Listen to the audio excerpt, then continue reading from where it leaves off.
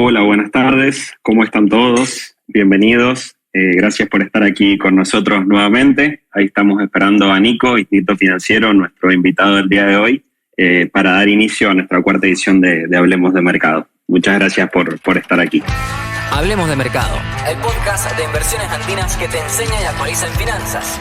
Charlas con referentes y especialistas sobre los temas que hacen a la coyuntura actual y sus perspectivas de los mercados locales e internacionales. ¡Pero que resuelvan tus problemas! ¡Porque no son ricos! Si te gusta lo que hacemos, ayúdanos a difundirlo.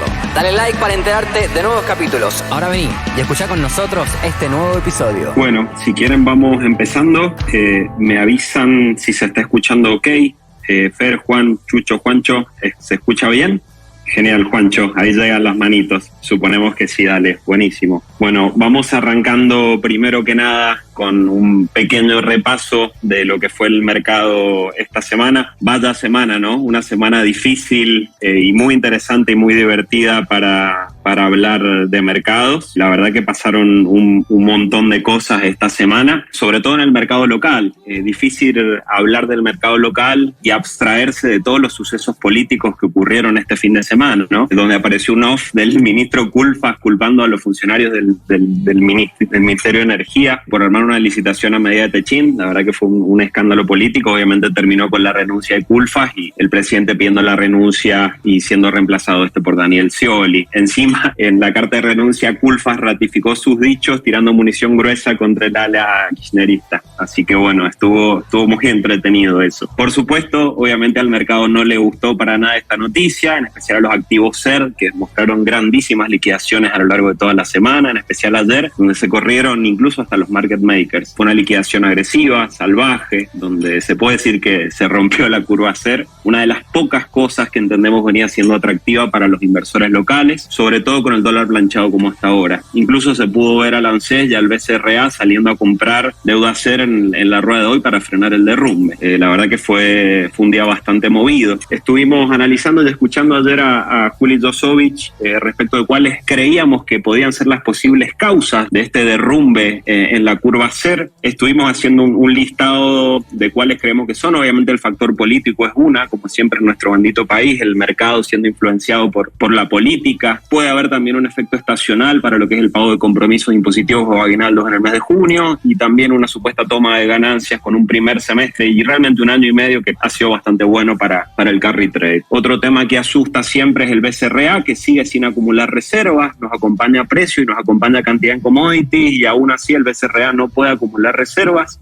Y otra causa más que preocupante es que pueden estar habiendo también algunas dudas respecto sobre el roleo de la deuda en pesos, algo realmente muy preocupante. La pregunta es, ¿tenemos riesgo de reperfilamiento en pesos? ¿El mercado está viendo insostenible el tamaño de la deuda SER? Y todos nos preguntamos, si lo hizo la CUNSA, ¿por qué no lo puede hacer este gobierno también, no? Gran parte de la composición de los próximos vencimientos es de tipo SER. El mercado está de cierta manera viendo un riesgo de incumplimiento y el gobierno tampoco está pudiendo rolear a largo plazo. A su vez el mercado está queriendo deuda un poco más corta, incluso en la última licitación solo el 9% se pudo colocar post elecciones 2023. Vemos que realmente será muy grave si el Tesoro no puede rolear la deuda, porque va a tener que eventualmente emitir para financiarse, sabiendo que esto a su vez tiene una limitación por el acuerdo que hemos firmado con el FMI. Así que tendremos que ver de qué se disfrazan los muchachos en esta oportunidad, ¿no? A estar atentos. La semana siguiente tenemos licitación, donde vamos a tener que salir a capturar casi un 20% adicional para no tener que financiarnos vía emisión. Sin dudas parece que el Tesoro va a tener que salir a convalidar tasas mucho más altas si quiere salir a rolear la deuda. La pregunta que nos hacemos y que se han estado haciendo muchos los analistas esa semana es ¿a dónde están yendo los flujos SER? ¿A la economía real? ¿A la informalidad? ¿Al dólar blue? ¿Quizá algo en fondos money market o dólar link? Entiendo que estaremos resolviendo este misterio en los próximos días, y bueno, y hoy se pudo ver sobre el final de la rueda que este misterio se empezó a resolver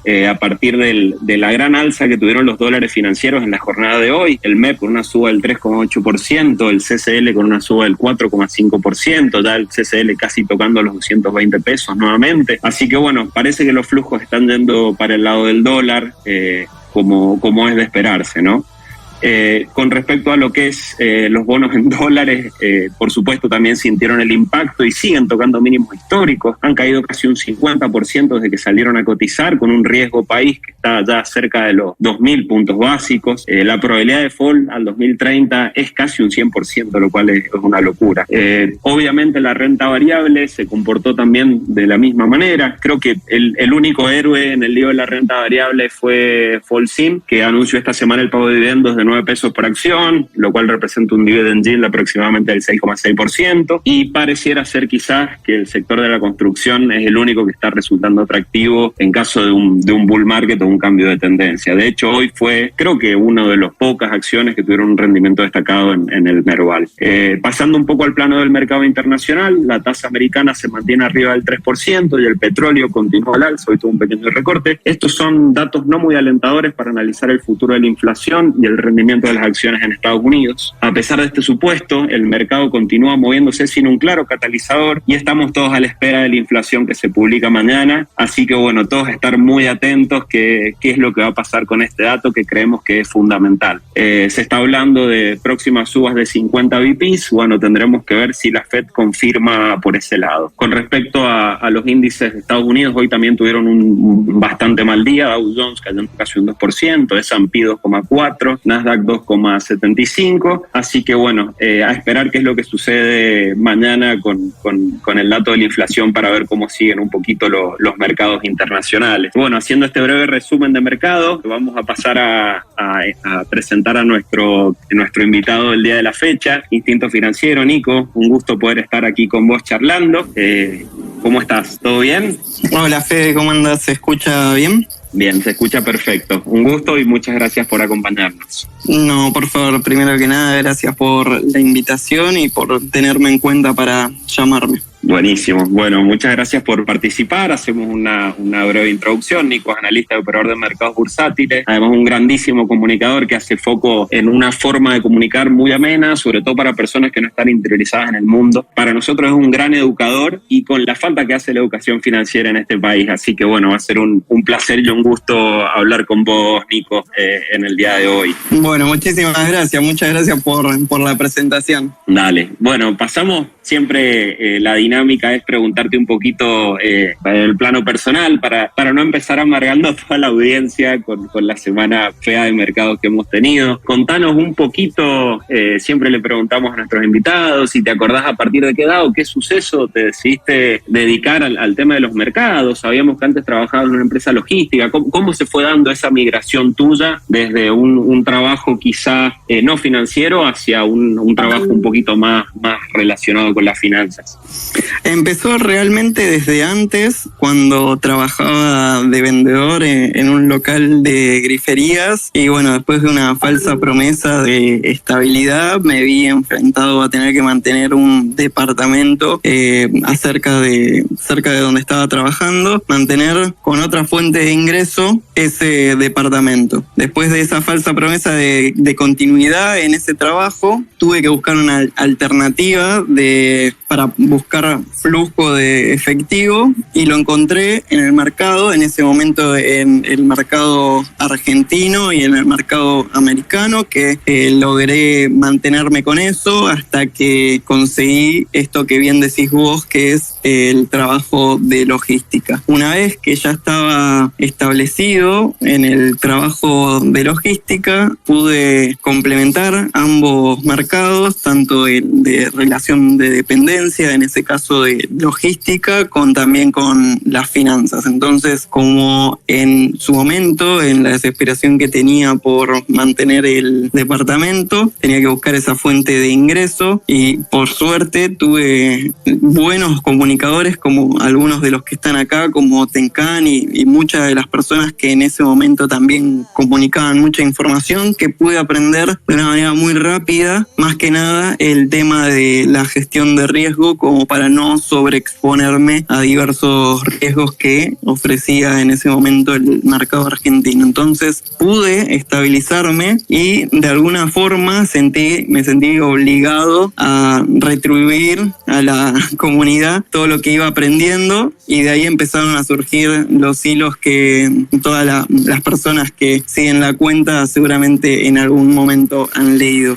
Más o menos fue a los 22 años cuando tuve que empezar a invertir, entre los 22 y 23 años, y bueno, ahora 6 años después sigo aprendiendo muchísimas cosas de muchas personas. Bueno, acá también está Paul y Diego, que también me hacen entender siempre algo nuevo o una perspectiva diferente. Y en el trabajo de logística, como en algunos momentos me permitía tener algún que otro tiempo libre, trataba de transmitir todo lo que iba adquiriendo de conocimiento o de lectura de libros. Genial, Nico. La verdad, súper interesante tu historia y bueno, y qué placer poder aprender de estos genios, ¿no? De Tenkan, de Paul, de Diego. La verdad, bueno, un lujo que nos estén escuchando y les mandamos un saludo grande también. Ahí se sumó Beto, que bueno, spoileamos que vamos a estar el jueves que viene charlando con él también, así que le mandamos un saludo grande a Beto.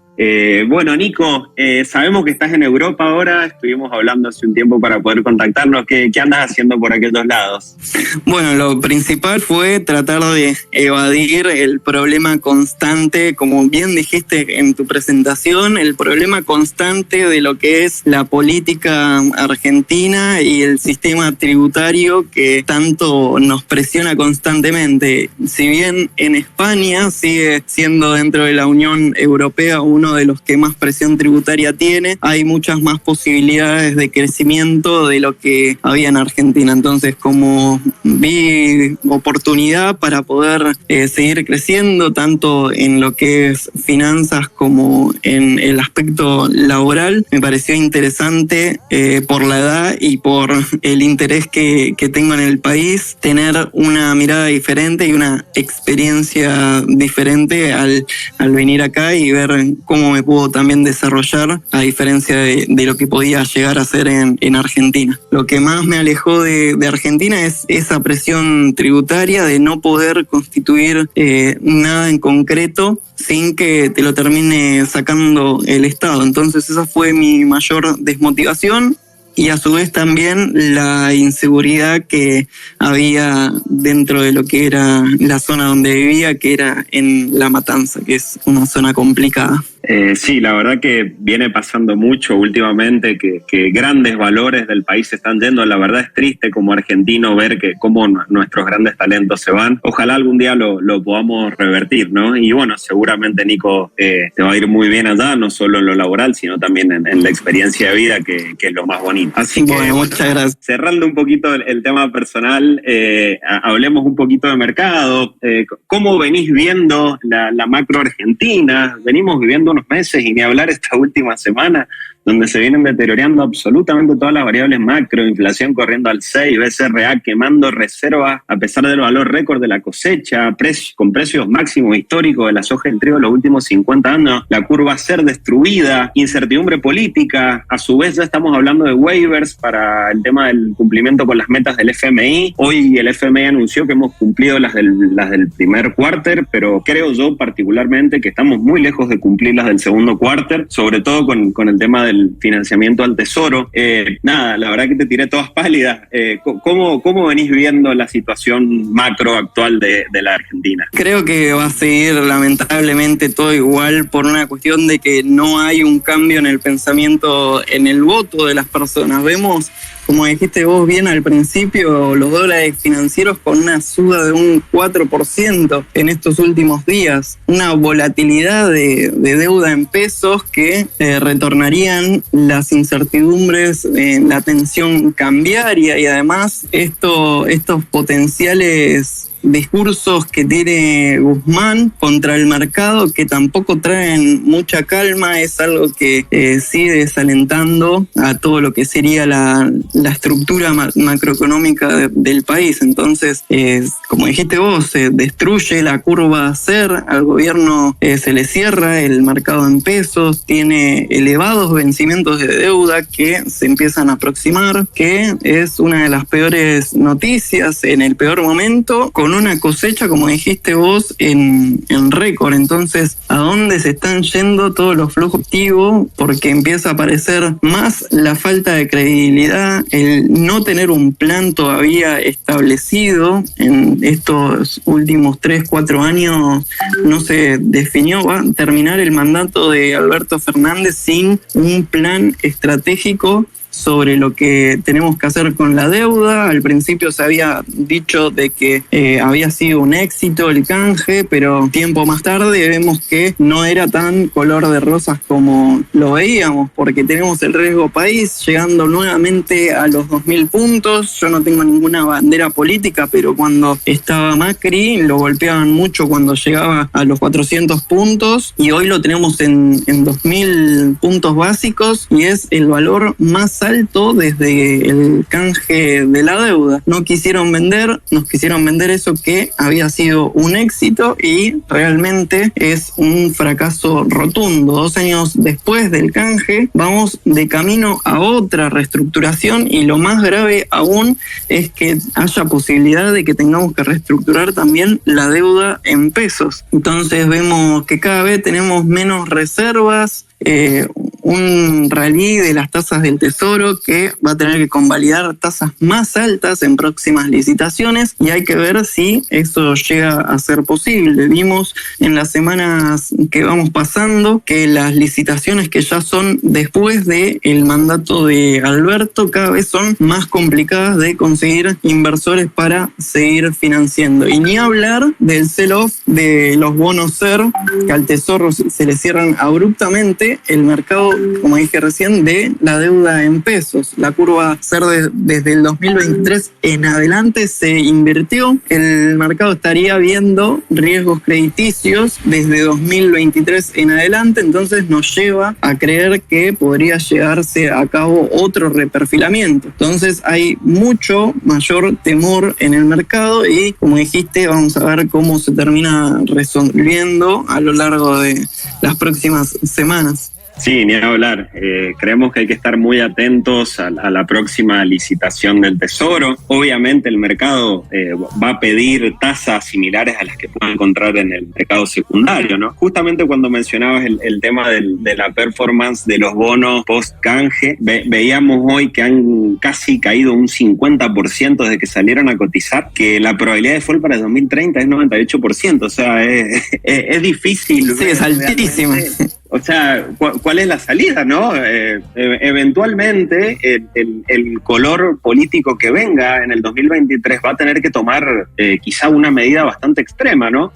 Pasa que, bueno, por ahí sucede también que hay mucha gente que dice que los bonos están baratos. Es difícil decir o responder si están baratos o están caros. Quizá no hay que decir eso, sino también analizar si para un horizonte de mediano plazo, como pueden ser 2 o 3 años, la relación riesgo-beneficio es buena, porque realmente los números son malos y asustan, así que hay que ver cómo lo manejan estos muchachos o cómo llegan al 2023, ni hablar pensando también que se aproxima un año electoral. ¿Crees en este sentido, Nico, que quizás por ahí el único driver real que le puede dar un cambio de tendencia al mercado local son las elecciones presidenciales en 2023?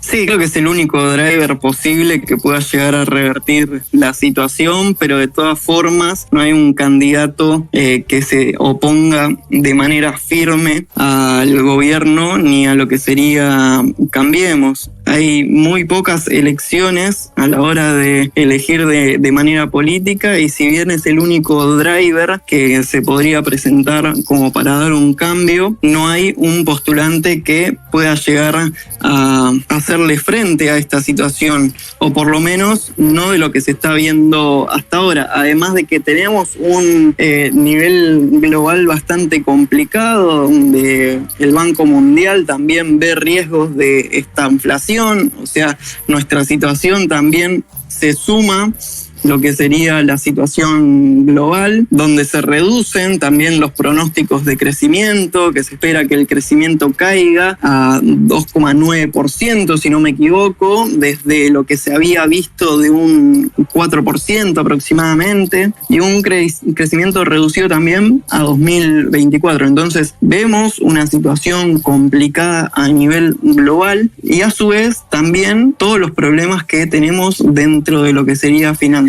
en Argentina. Tenemos el riesgo país en 2.000 puntos básicos, tenemos la probabilidad de default en 2030 del 98%, que es prácticamente una certeza, que se rompe la deuda SER, se disparan las tasas de intereses dentro de la curva, se agrava la capacidad del roleo de lo que sería la deuda argentina, con las tasas SER de 4 a 14%, y se complica la estrategia también del Tesoro, ya que las tasas del secundario lo obligan a convalidar estas tasas más altas que veníamos mencionando. Entonces vemos riesgo tanto a largo plazo como a corto plazo, porque si no vemos un cambio en lo que sería la política monetaria, vamos a seguir por el mismo camino, y lamentablemente podríamos llegar a niveles que terminen dejando los bonos mucho más abajo de lo que los estamos viendo en este momento. Entonces empezamos a tener cada vez menos credibilidad sin un plan, y hacer trampa con las metas que nos van imponiendo desde el Fondo Monetario. Tal cual, pareciera que lo único bien que venía haciendo el gobierno, que era destruir la deuda en pesos, lo terminó de romper, ¿no? Así que, bueno, justo mencionaste un poquito respecto del contexto internacional, que la verdad tampoco le está favoreciendo mucho a Argentina, como le llaman el viento de cola, ¿no? ¿Cómo venís interpretando el papel de la Fed en este contexto de inflación? Sabemos que mañana sale el dato, estamos ansiosos por ver cómo va a reaccionar el mercado. Se viene hablando de que esperan aproximadamente subas de 50 BPs para las próximas reuniones. ¿La ves un poquito más hawkish? ¿Crees que va a aflojar un poco la mano? ¿Cómo ves un poco el panorama internacional de la Fed en relación a los mercados internacionales? No, yo creo que se va a seguir manteniendo en la misma postura. Para septiembre se podría pasar de los 50 a los 25, si no desacelera la inflación, se mantendría en esos valores, y hasta en algún momento se ha planteado el también subir esos puntos. Así que veo que el Hawking sigue siendo bastante agresivo y que podría llegar a seguir subiendo. Así que lo que sería en contexto internacional, veo, como te había dicho hace unos minutitos, este riesgo de que el Banco Mundial ve riesgos de esta inflación, donde se reduce el riesgo de crecimiento. Entonces se baja ese porcentaje de crecimiento, y vemos que sigue siendo todo como en los últimos meses, hasta incluso que se podría llegar a agravar. Bien, o sea que atentos mañana a ver qué sucede con los datos de la Fed. Creemos que es clave ver si la tasa americana se va a mantener por encima o por debajo del 3%.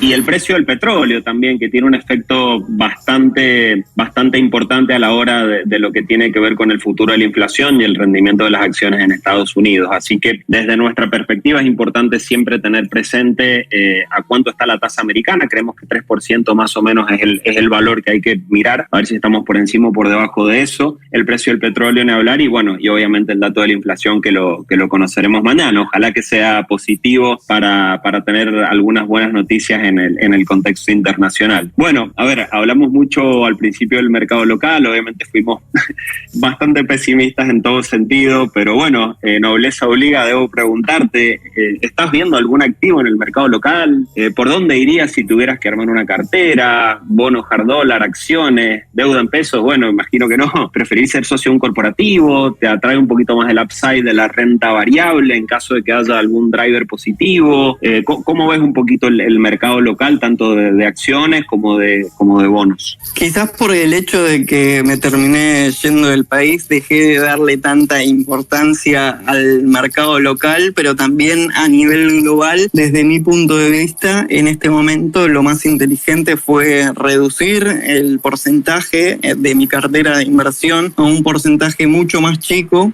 para evitar la soberbia de que por más de que haya un mercado con un riesgo-beneficio alto, es complicado el contexto que estamos viviendo, y la reducción del capital del porcentaje se redujo bastante, por lo cual diría que estoy bastante líquido como para evitar tanto riesgo. Pero si tendría que armar en este momento una cartera de inversión, me inclinaría más a los ADRs o a los CDRs que a lo que sería acciones argentinas. Si bien hace unos días tuve un intercambio con Tenkan de que algunas acciones han subido más del 100%, en este momento no estoy dispuesto a asumir ese riesgo por todo esto que estuvimos hablando de la presión cambiaria, de cómo está la política antes de las elecciones que se están aproximando.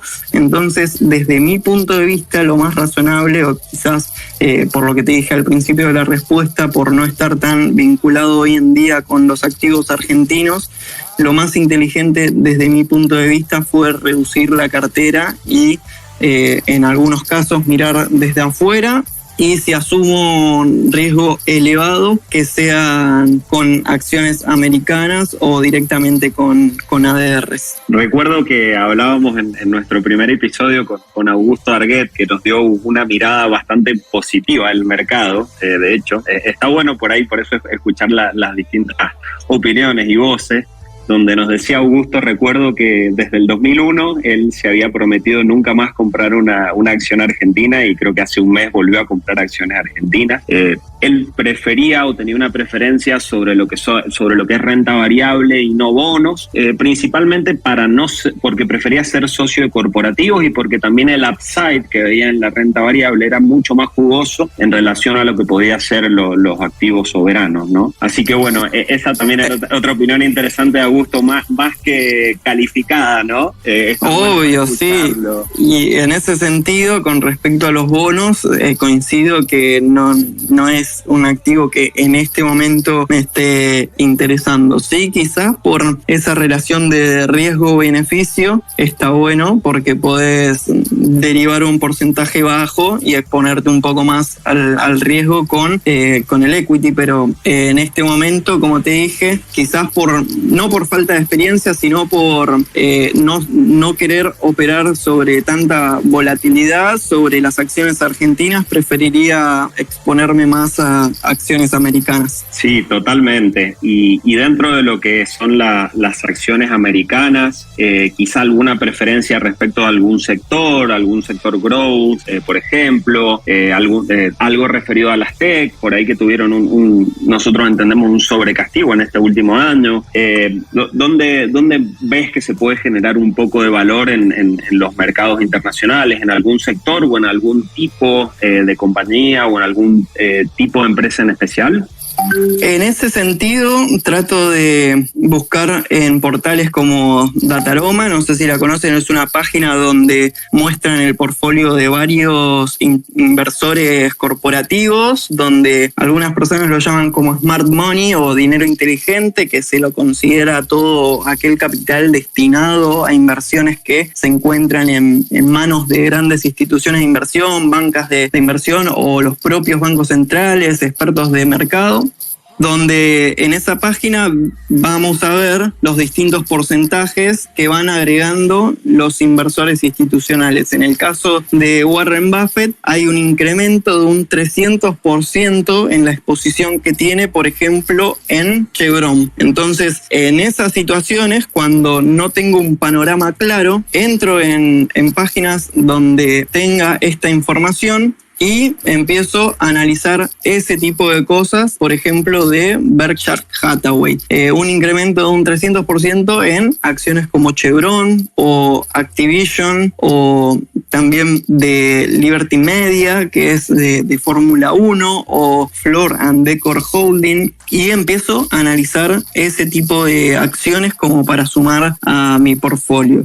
Y también, de la manera inversa, acciones como Verizon, que Warren Buffett redujo casi un 99% de su posición, tenerlo en cuenta para analizar el sector que está en vista de mentores, por decirlo de alguna manera, donde veo este tipo de incremento o reducción de su portfolio. Entonces entro a esta página que se las recomiendo, que se llama Dataroma, donde vemos a estos, entre comillas, super inversores, donde vamos a ver un listado de muchísimos inversores o inversores institucionales que publican su cartera para poder ver cómo se mueven dentro del mercado estas personas, que estoy seguro que tienen más información de la que podemos llegar a tener nosotros como inversores minoristas. Entonces analizo eso y en base a esas cosas voy eligiendo qué sectores son los que tienen en vista o cuáles son los que podrían llegar a tener crecimiento. A modo personal,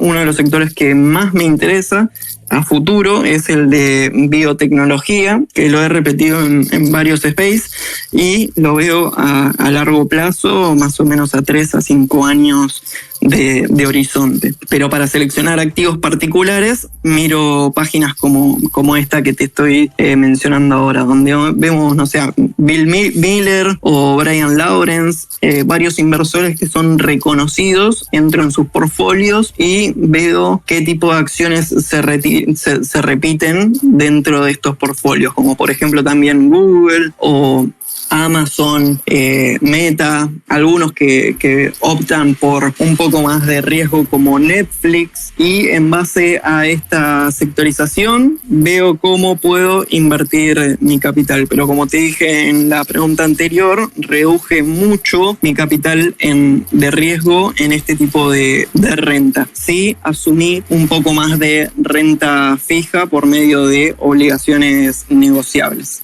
Muy bueno, Nico, muy interesante realmente.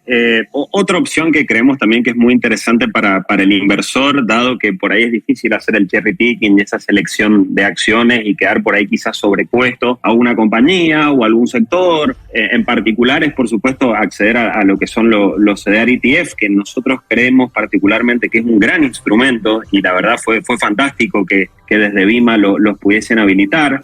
Un inversor que quizá no tiene la posibilidad de hacer un research extenso respecto de un tipo de activo en un sector, poder comprar el índice y cruzarse brazos, la verdad que está muy bueno. Esa es una muy buena alternativa y una muy buena opción. Incluso también creo que la semana pasada habilitaron bastante CDR de ETF más, así que bueno, ese también es un muy lindo vehículo para que el inversor pueda diversificar su portfolio y pueda tener una buena gestión de riesgo, ¿no? Que creemos siempre es lo más importante. Muchos hablan de qué tasa voy a ganar o cuál es el rendimiento, pero todos se olvidan de decir cuál es el riesgo que estoy asumiendo por esa rentabilidad que pretendo. Ahí, bueno, tengan, por supuesto, el especialista en cuidar comitentes, seguramente va a estar contento con lo que estamos diciendo. Le podríamos preguntar cómo viene cuidando su comitente en este contexto de volatilidad, ¿no?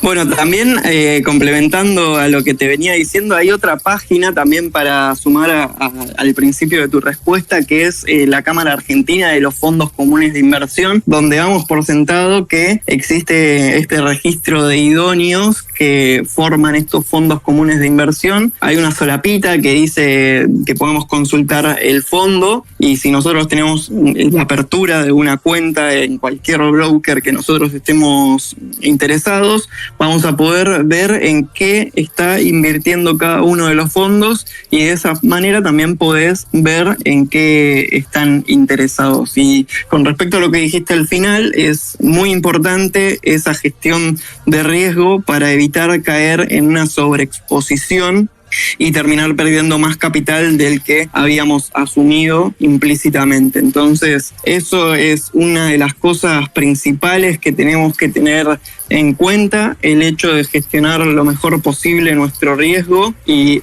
lo más complicado es intentar no tener rendimientos a tan corto plazo, que es lo que no nos van a ofrecer capaz que este tipo de inversiones. Si queremos rendimientos a corto plazo, creo que lo mejor sería una operativa más de trading con scalping o day trading, pero para este tipo de instrumentos lo mejor sería analizar el tipo de renta que estamos buscando y ver los sectores y los instrumentos que están seleccionando los fondos más comunes de los brokers. Tal cual, hasta la semana pasada te podía decir que para una inversión de mediano plazo podíamos buscar algo en deuda hacer, pero bueno, ese supuesto quedó enterrado por ahora. Así que, bueno, Nico, la verdad que ha sido súper interesante la charla. No sé si te parece que podamos abrir el micrófono a alguien que quiera hacer alguna pregunta o quiera hacer un aporte. Sé que está ahí Pica, Tecan, ahí Lobo también solicitó el micrófono. Si querés y te podemos robar 5 o 10 minutos más, podemos abrir para escuchar qué opina la gente al respecto y cómo vienen transitando y cómo vienen gestionando el riesgo en sus carteras en este difícil momento de los mercados. Sí, totalmente, no hay ningún problema. Dale, ahí voy a aceptar la solicitud de Lobo. Ahí debería estar pudiendo hablar y obvio cualquiera que me quiera mandar una solicitud también. Ahí está Tenkan también, lo estamos. Hola, ¿cómo estás, Lobo? ¿Bien? ¿Todo bien? Bien, che. Lobo, ¿cómo andás? A ver, yo estoy muy comprado en SPX y Nasdaq sobre todo. Mañana dato de inflación, no sé, ¿cómo lo ven? Si da mal, 3.600, o sabían el dato hoy y por eso la baja. ¿Qué opinan? Siempre se dice que el mercado se anticipa y ya pricea, pero puede que el dato sea peor de lo que está priceando el mercado y termine derivando en una baja más importante. Sí, y los 3.600 son posibles, ¿no? Sí, siempre son posibles. O sea, pasa que yo no veo recesión, no me imagino que baje tanto el mercado. Pero ¿no ves que en los últimos años hubo una subida muy abrupta y que podría corregir un poco lo que sería el porcentaje de crecimiento? Sí, tampoco lo veía en 3.800 y fue. Pero no, es la peor caída inicial desde 1929, o sea que ya debería parar. Pero también fue, en estos últimos años, también fue porcentualmente el mayor crecimiento y la aceleración desde el 2012 hasta el 2021. 2022. Pero del año 93 al 2000 fue mucho más fuerte la subida. Sí, las caídas también fueron porcentualmente bastante grandes. Sí. Y pasa que yo veo que la tecnología está tan fuerte, tan increíble, me cuesta entender que la tecnología baje, pero bueno, es otra cosa eso por ahí, no se correlaciona. Bueno, también lo vimos también es un mercado completamente distinto, pero lo vimos en el mercado de las cripto, que también tiene una tecnología increíble. Pero para mí las cripto es una burbuja, es diferente, yo lo veo así. Pero ¿qué diferencia ves entre la tecnología que ofrecen estas acciones y no sé, lo mi que Apple son? me resuelve la vida, no sé, Microsoft es el laburo, ¿quién no tiene Windows? Windows funciona, el mundo funciona por Windows, no por el cripto. Pero para transferir, por ejemplo, dinero de una manera rápida y efectiva también te puede servir el Sí, pero a mí no creo que modifique el mundo para mí eso, el blockchain. Viene a solucionar un par de cosas rápidas, bien, pero no es como las empresas que vienen realmente a ayudar a la humanidad, creo. Bueno, en ese sentido sí, coincido. Son visiones, obvio, está bueno, Sí, y, sí. y creo que más allá de la tecnología que aporta la cripto y blockchain, hay que saber que también son un activo extremadamente volátil. Sí, y bueno, sí. nada, es la importancia de gestionar el riesgo, ¿no? Y igual. saber que más allá de la tecnología hay un activo financiero que tiene una volatilidad tremenda. Bueno, Igual, pero de todas formas, los mercados de todas formas tenemos igual de todas formas un Netflix cayendo casi un 75%, Por eso, así yo que creo que está el vivimos mercado en un tradicional. momento de bastante volatilidad. Yo no veo un mercado tradicional como que era antes del COVID ya. Yo creo que el mercado tradicional es muy bitcoinero ya. Ahí sube de 10, 20, mira Meli, tú sube 10, baja 10, tú sube 10. Me parece que ya estamos a la par de lo que es cripto. Sí, por eso yo complemento con eso que mencionaba anteriormente, que estamos en un momento de incertidumbre y volatilidad a nivel generalizado, donde vimos subas abruptas en varios mercados y ahora lamentablemente tocó que corrija. Y yo lo veo más una depuración. Creo que acciones como Shopify, no sé, todas esas basuras, PayPal, mismo Meli, todas totalmente infladas, y que lo que sobrevive es Apple, Microsoft, Google, que bajan 20, pero no bajan 70%. Me sorprende lo de Netflix por ahí y Facebook, pero bueno. Eso es lo que a mí también me hace dudar, lo de Netflix y Meta, que tuvieron una baja abrupta. Pero bueno, Pero ¿qué decías? No, ahí justo quería darle también la palabra a Tenkan, que lo habíamos aceptado como hablante. Bueno, te agradezco luego por el aporte y bueno, ojalá que la cosa mejore, ¿no? Mucha suerte y buenas inversiones, como decimos. Hola Tenkan, ¿cómo estás? ¿Estás por ahí? Buenas, ¿cómo anda, Nico? Hola Tenkan, ¿cómo va? Bien. Iba a preguntar por las cripto, pero tiraste algunos comentarios. Nada, simplemente con lo que estaban hablando, ¿no? El índice, hay una escena de Los Simpsons en la que el señor Burns está por quebrar la planta y le dice a Smithers, deja, yo lo arreglo, y abre del armario un teletipo, una cosa que salían las cotizaciones en unos papelitos, y le dice, invertime toda la plata en esta, que era, no sé, pescadera, Esclavos del Norte, Sarasa y Sarasa. Y no existían más esas acciones. Y el índice sí. ¿Qué quiero decir con esto? Los índices suben durante un tiempo y durante un tiempo lateralizan o corrigen, pero la composición del índice va variando. Es algo que hablamos alguna vez en un webinario que hicimos con Pica. ¿Y qué quiero decir con esto? O sea, quizás las acciones que hoy están ponderando en el índice dentro de 5 años no estén más. Mirá si, por decir una boludez, ¿no? Pero salen autos que la nafta sea, en vez de petróleo, sea cannabis. Entonces ahora la cannabis hoy vale $3 y te va a 500. Y bueno, la ponderarán en el S&P, ponderará ahí y el índice subirá.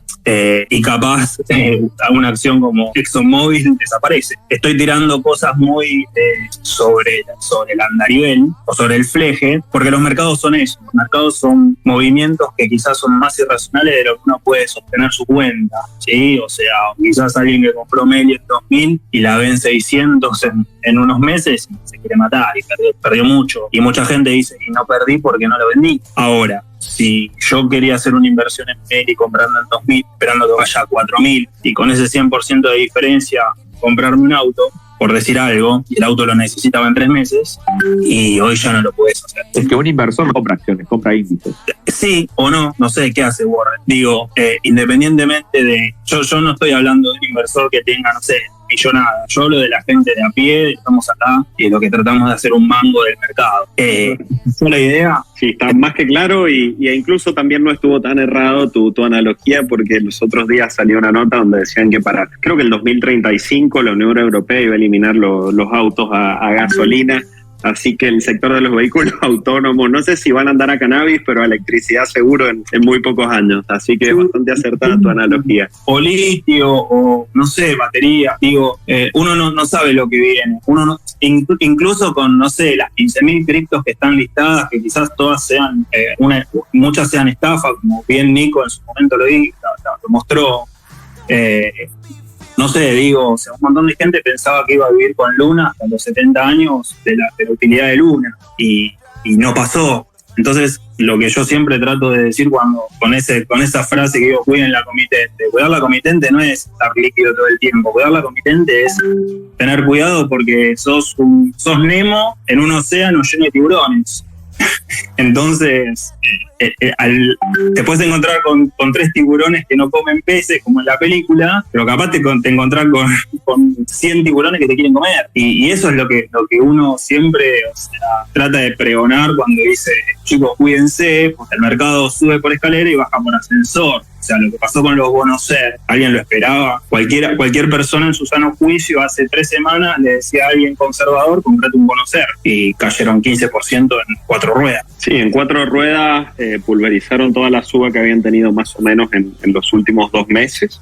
Incluso también venía siendo el activo estrella en 2021 y el primer semestre de 2022, ¿no? Venía siendo el activo récord, de todos hablaban ya de carry trade, y bueno, ustedes saben, la historia de este país nos puede jugar, qué es lo que pasa con los pesos en el largo plazo, ¿no? Se desploman, así que bueno, nada, importante siempre tengan muy presente cuidar la comitente, gente, así que bueno, tu frase nos las tendríamos que tatuar todos un poco, ¿no?